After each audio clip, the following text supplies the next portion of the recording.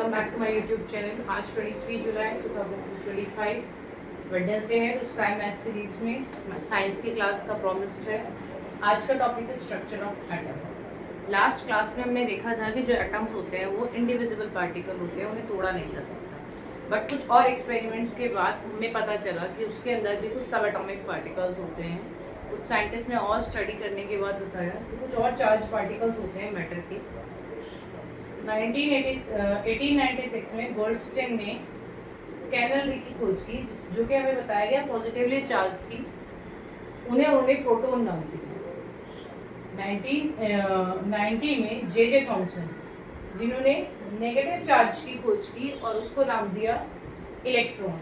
तो अब हम कह सकते हैं जो हमारा एटम है उसमें दो सब एटॉमिक में पता चल गया atomic particles, positive that is proton, negative that is electron.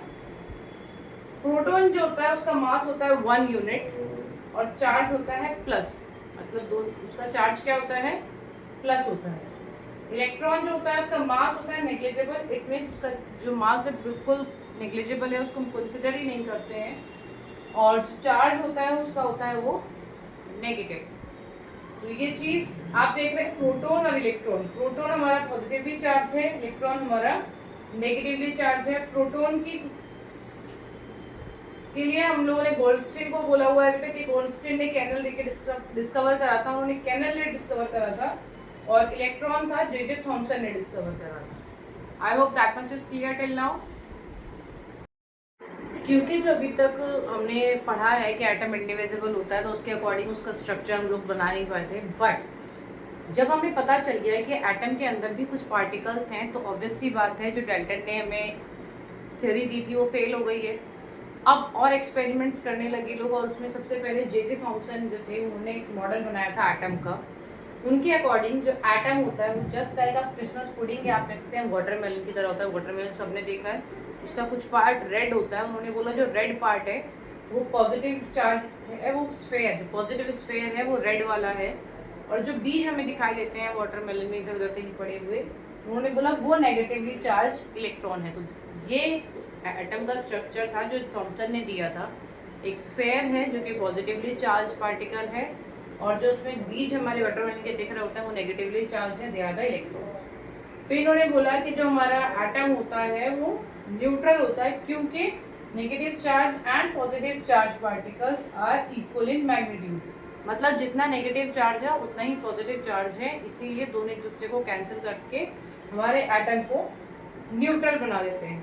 But इसके बाद भी कई एक्सपेरिमेंट्स हुए। इसके बाद आए जो रदरफोर्ड आए, उन्होंने कुछ एक्सपेरिमेंट करे गोल्ड फॉइल के साथ। उन्होंने बताया कि जो जे थॉमसन ने मॉडल दिया है वो एग्जैक्टली ठीक नहीं है।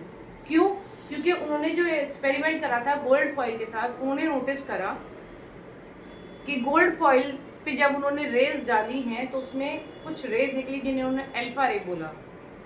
ठीक है, अभी हम उसके बारे में डिस्कस करेंगे आगे। थॉमसन का मॉडल हम लोगों ने पढ़ लिया कि वो वाटरमेलन जैसा होता है। उसके बाद भी रदरफोर्ड थे, इन्हें डाउट था जो इलेक्ट्रॉन्स के अरेंजमेंट में। ये एक्साइटेड थे या क्यूरियस थे इलेक्ट्रॉन्स का अरेंजमेंट देखने के लिए, इसीलिए इन्होंने एक नया एक्सपेरिमेंट करा जिसके लिए इन्होंने यूज करे अल्फा पार्टिकल, जो कि हीलियम के पार्टिकल होते हैं और पॉजिटिवली चार्ज होते हैं। सेकेंड चीज उन्होंने यूज करी गोल्ड फॉइल।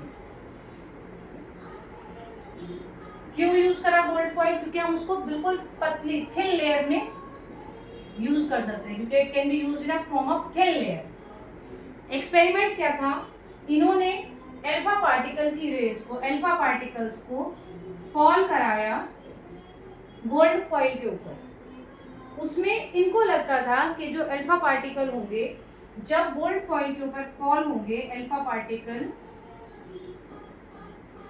जब फॉल होंगे गोल्ड फॉइल पे तो वहां डिफ्लेक्शन होगा। क्या होगा वहां पर? डिफ्लेक्शन होगा, पर थोड़ा सा होगा, ज्यादा डिफ्लेक्शन नहीं होगा। Deflection but little, that much कि बहुत थोड़ा सा डिफ्लेक्शन वहाँ पे हमें देखने को मिलेगा। ये इनकी सोच थी, दिस वाज अ थॉट। ये इन्होंने सोचा था कि जब अल्फा पार्टिकल गोल्ड फॉइल के ऊपर फॉल करेंगे तो वहाँ डिफ्लेक्शन होगा, बट रिजल्ट क्या निकला? But what was the result? The result was a large amount of alpha particle, more alpha particles, more alpha particles थे वो मूव कर दिए, they moved straight without deflection, मतलब उनमें कोई भी डिफ्लेक्शन नहीं हुआ, कोई भी डिफ्लेक्शन नहीं हुआ।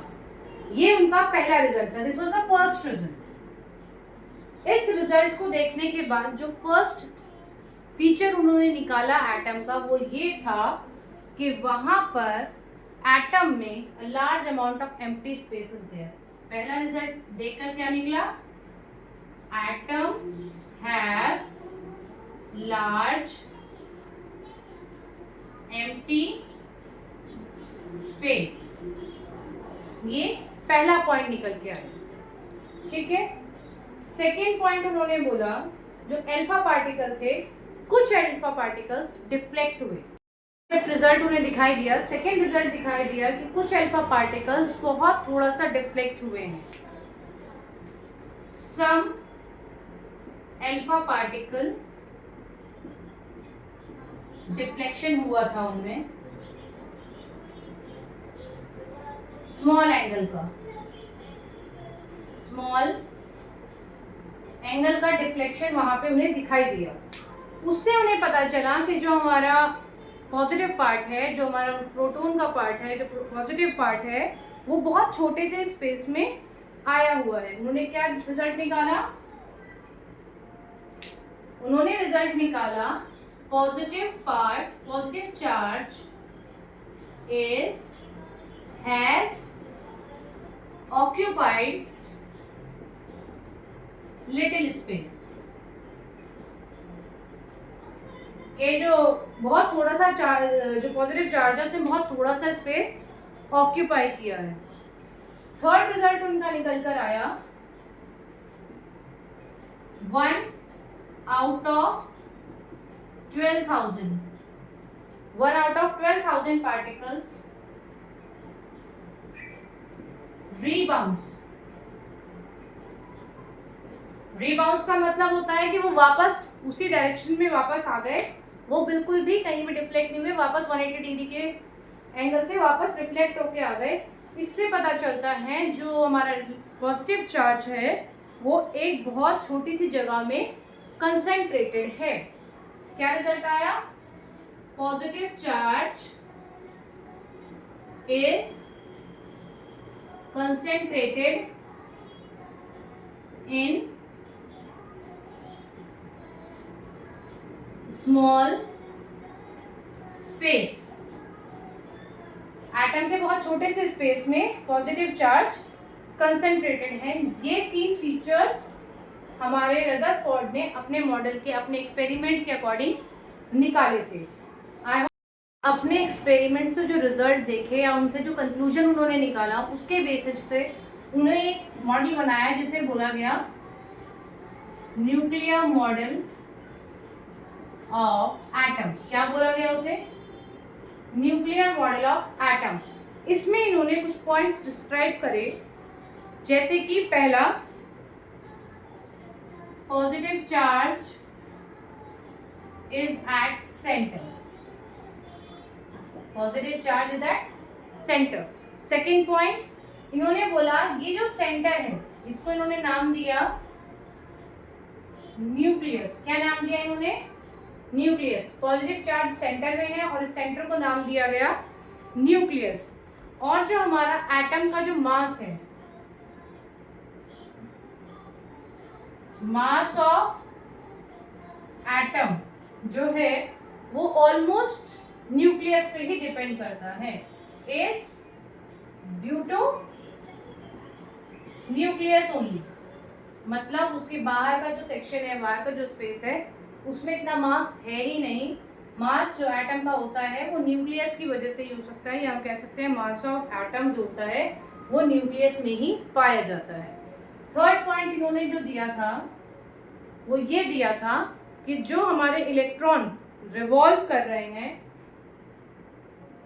Electron revolve in circular path in atom. Atom के अंदर इलेक्ट्रॉन्स जो है सर्कुलर पाथ में मूव करते हैं। ये इनका थर्ड पॉइंट था। नेक्स्ट आता है द फोर्थ पॉइंट, वो था न्यूक्लियस के बारे में कि जो साइज ऑफ न्यूक्लियस है, size of nucleus is very small compare to size of atom. अगर हम साइज ऑफ एटम देखें और साइज ऑफ न्यूक्लियस देखें तो जो साइज ऑफ न्यूक्लियस है बहुत ही ज़्यादा छोटा है। इट मीन्स न्यूक्लियस हमारे जो एटम के जस्ट सेंटर में है, बहुत थोड़ा सा स्पेस लेकर है, उसका मोस्ट ऑफ द स्पेस खाली है और जो सर्कुलर पाथ है उसमें इन्वॉल्व है। ठीक है, ये इनके न्यूक्लियर मॉडल ऑफ एटम के पॉइंट्स थे। बट इसके बाद कुछ ड्रॉबैक्स आए।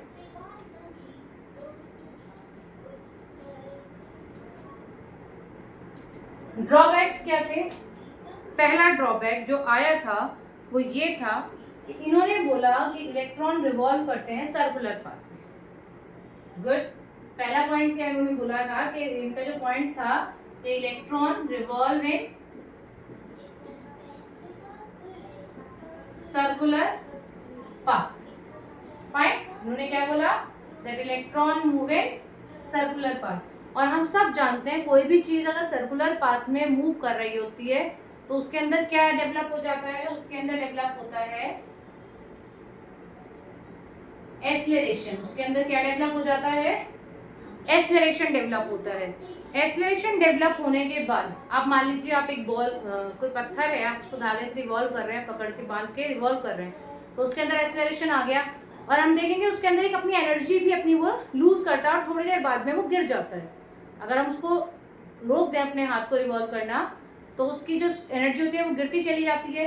इट मीन्स एक्सेलरेशन की वजह से इलेक्ट्रॉन रेडिएट करेगा energy. It will radiate energy. Electron revolve कर रहा है सर्कुलर पाथ में, उसने एक्सेलरेशन गेन कर लिया और एक्सेलरेशन गेन करने की वजह से अपनी एनर्जी उसने लूज करी। अगर वो अपनी एनर्जी लूज करता है इट मीन्स एक टाइम ऐसा आएगा कि उसकी एनर्जी खत्म भी हो जाएगी। It means it will lose its energy. और अगर कोई चीज अपनी एनर्जी लूज करती है तो वो गिर जाती है। तो रेडिएट एनर्जी करने की वजह से जब उसकी एनर्जी खत्म हो जाएगी it should fall in nucleus. It should fall in nucleus. और अगर इलेक्ट्रॉन्स न्यूक्लियस के अंदर गिर जाएंगे इट मीन्स जो हमारा एटम का स्ट्रक्चर हमने बनाया था वो पूरा डिस्टर्ब हो जाएगा। उससे क्या होगा? एटम, उससे क्या पता चलता है कि जो एटम है अनस्टेबल है। Atom is unstable. Atom is unstable. But क्या ऐसा है? हम लोग तो देखते हैं मैटर एग्जिस्ट करते हैं। अगर एटम अनस्टेबल होता तो मतलब एटम खत्म हो गया और एटम खत्म हो जाएगा तो मैटर खत्म हो जाएगा। बट ऐसा नहीं है। इट मीन्स जो रदरफोर्ड ने बात बोली कि इलेक्ट्रॉन सर्कुलर पाथ में मूव कर रहे हैं, उन्होंने एक्सेलरेशन गेन करा, रेडिएट करी एनर्जी, तो एटम डिस्ट्रॉय होना चाहिए। बट ऐसा नहीं होता है क्योंकि हमारा एटम स्टेबल होता है। तो this was the drawback of Rutherford model. This was the drawback of nuclear model of an atom which was given by Rutherford. Hope आपको समझ में आया हो Rutherford का न्यूक्लियर मॉडल और उसके ड्रॉबैक्स। Rutherford के ड्रॉबैक्स भी पढ़ लिए। उसके बाद बोहर मॉडल आया। बोहर मॉडल ऑफ एटम में जो ड्रॉबैक्स थे उनको स्टडी करके अपना एक मॉडल दिया बोहर ने। उनका पहला था कि जो इलेक्ट्रॉन मूव होते हैं वो रिवॉल्व होते हैं, वो डिस्क्रीट ऑर्बिट में होते हैं, ठीक है, first point. Second, electron do not radiate energy while revolving, ठीक है, रिवॉल्व करते हुए वो अपनी एनर्जी रिलीज नहीं करते हैं। नेक्स्ट उन्होंने बोला ये जो ऑर्बिट्स हैं, ऑर्बिट्स को उन्होंने नाम दिया शेल, और वो शेल जो होते हैं वो होते हैं एनर्जी लेवल। क्या होता है वो?